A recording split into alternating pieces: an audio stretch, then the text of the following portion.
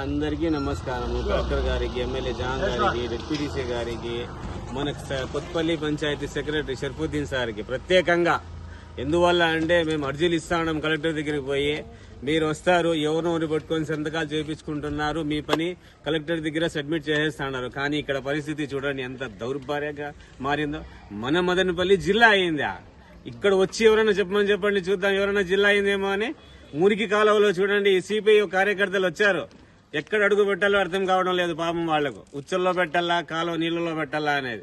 మీరే రండి, కనీసం మీకైనా అవమానం చేస్తాం, భోజనాలు పెట్టి కనీసం అంటే ఎప్పుడైనా మీకు కళ్ళకి కనబడతాయేమో. కలెక్టర్ దగ్గర అర్జీలు ఇస్తే కూడా పట్టించుకోవడం లేదు. ఎమ్మెల్యే సార్ వస్తారు, సంతకం చేసేస్తారు, సార్ శాంక్షన్ అయిపోయినాయి.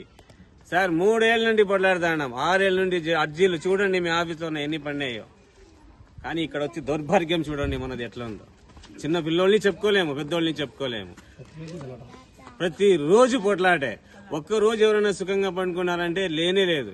మీ ఇళ్ల దగ్గర బాగుంటే కాదు సార్, ప్రపంచం చూడండి సార్, మన బెగిరి వీధిలో ఏమైనా ఉందేమో చూడండి సార్. ఇక్కడ దయదలిచి అందరినీ ప్రార్థించడం ఏమనగా, ఈ కాలు లేసేసి మీరు పుణ్యం కట్టుకోండి చాలేనా.